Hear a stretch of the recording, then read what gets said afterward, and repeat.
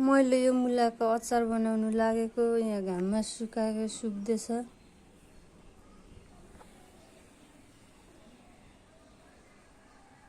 यसमा हाल्नुको लागि तोरी भुटेर यहाँ पिस्नुलाई तयार गरेको छु।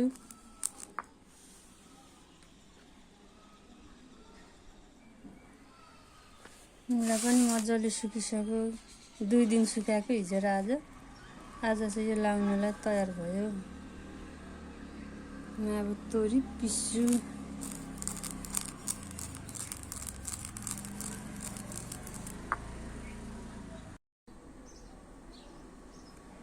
यो तोरी पनि पिसेर अब तयार भइसक्यो।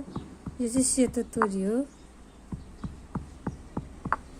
अब यतिको भएपछि यो पनि भयो। म यो अचारलाई अब लाउन सुरु गर्छु। यो तोरीको तेल तताएर सेलाएर यहाँ तयार गरेर राखेको छु मैले। अब म यसमा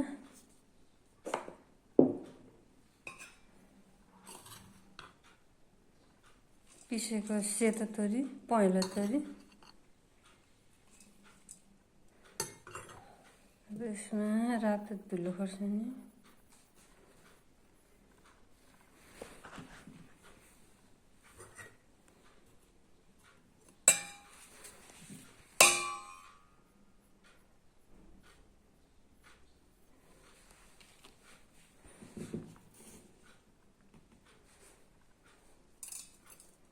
नुन स्वाद अनुसार। मैले चाहिँ थोरै नै नुन राखेँ यसमा।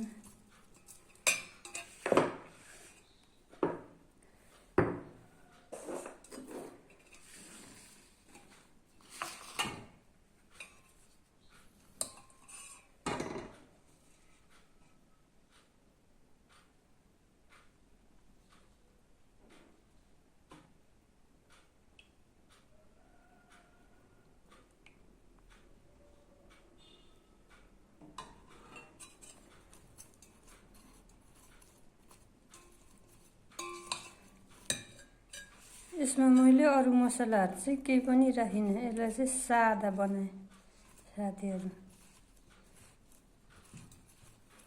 अब यसलाई मजाले मिक्स गर्ने।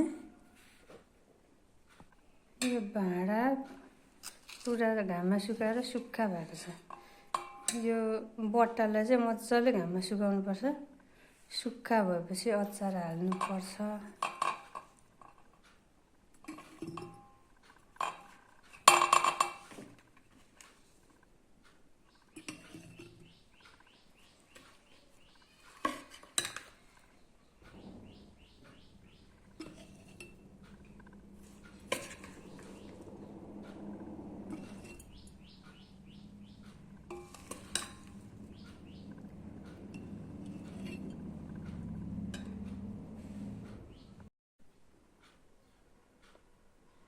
र मैले बट्टामा पनि हालिसकेँ अचार। यो एकदम सिम्पल सादा छ।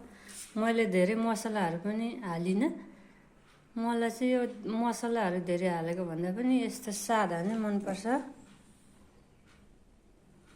अब यसलाई मजाले 1 हप्ता चाहिँ घाममा सुकाउनुपर्छ। त्यसपछि खान सकिन्छ यसलाई।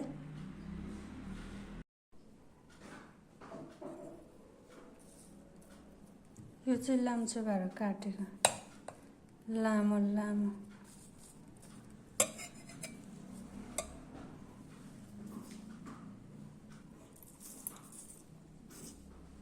नुन,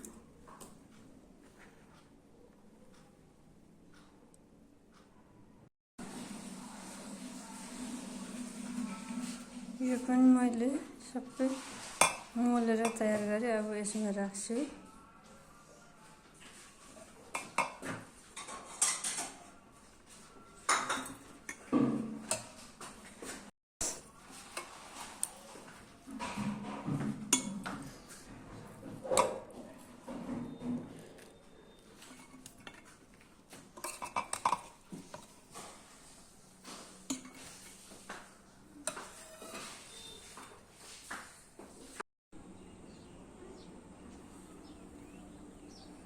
अब यसलाई मजाले एक हप्ता घाममा राखेपछि यो खान मिल्छ साथीहरू।